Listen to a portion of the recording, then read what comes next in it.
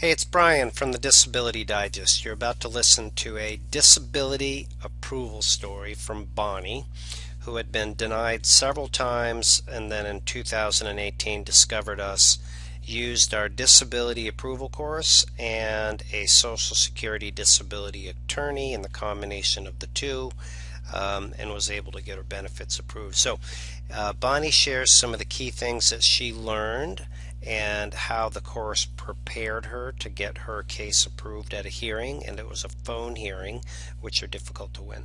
So I hope you learn and benefit from some of Bonnie's tips, and we look forward to hearing your disability approval success story. For more resources to help you get approved, just look below the video.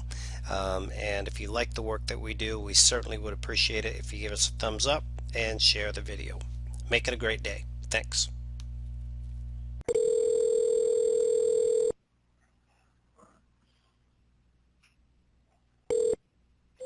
Hello? Good day, this is Brian Terrian Hi. calling for Bonnie. Hi, how are you? Bonnie, I am doing fine for a Monday. Thanks for asking. Yeah, it is Monday. Yeah. Nice to meet you. Nice to meet you. Sure, I see you've been a member here since March of 2018. Yes. Yeah, awesome. So this has nothing to do with our conversation today, but I was just curious on your disability approval.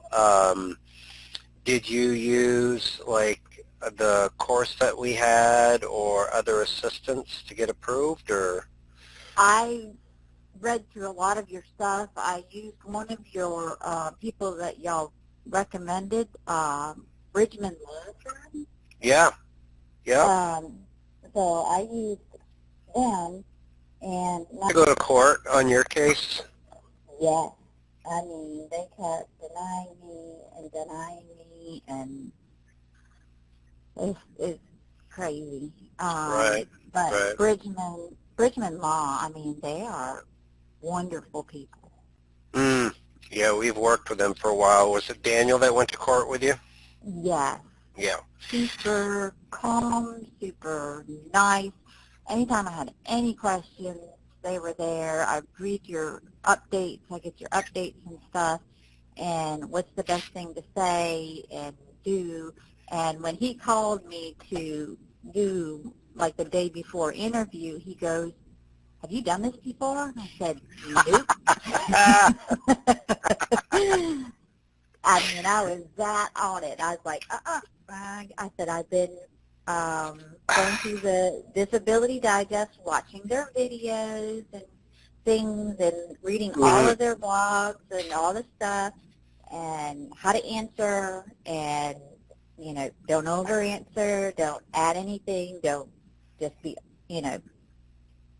honest but to the point, and don't give any more than you have to and let your lawyer fight it for you.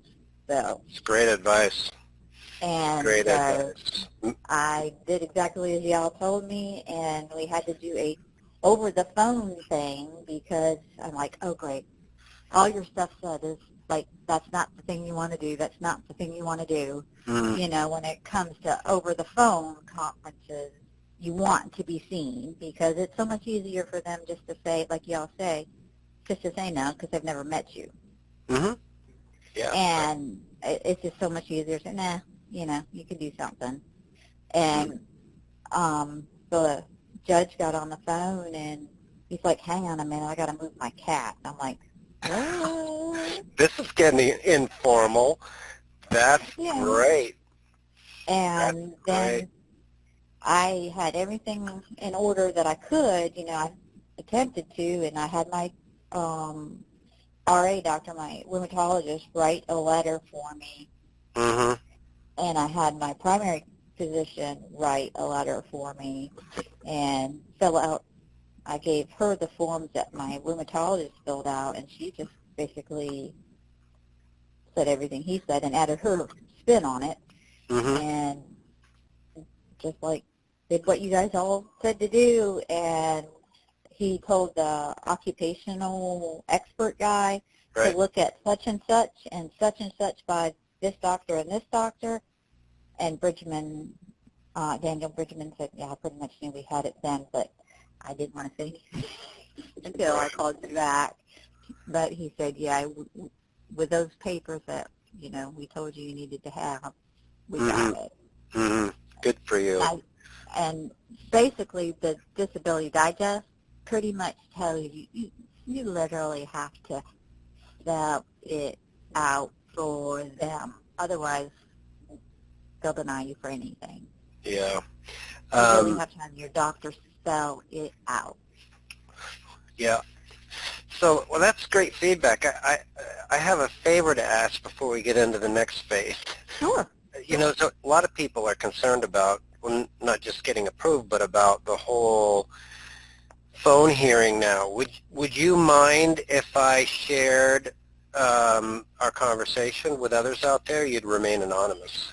Just That's fine. Yeah. yeah, that'd be great. That'd be great.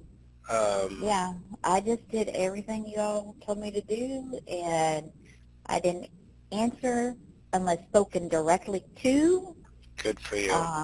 And did just like you told me. If they asked me a question, I was honest, Mm-hmm. but didn't give anything else. Just, you know, tell them exactly what I could or could not do, and I had everything spelled out with those functional capacity things, and with I think you also in your Disability Digest told us, I think in one of them was you recommended not to see their doctors unless absolutely required to, and to go through your lawyer, and that's what I did through Daniel Bridgman. Asked if anyone had sent me something, I went straight to Bridgman and said, should I not do this? Don't do this. We have enough documentation from this. I'm like, okay. Right, yeah. No, you did a great job. I mean, some people, I just don't understand it, and I take into consideration that they don't feel well, but you're dealing with your life's income for the most part, unless you've got some cash stashed away, and it just needs to be, especially now, you've got to do everything right to get approved. So good for you. And then my thing is, I would have loved to go back to work. I'm a therapist. I make great money. But I can't go back. My bones will snap, literally. You told me you'll break a hip or you'll, you know, have compression fractures in your back. You cannot do this. You're putting the patient at liability. So not only are you a liability, you're putting them. So that's, when you put it that way, that's when I was like, okay, you know, I really do have to do this.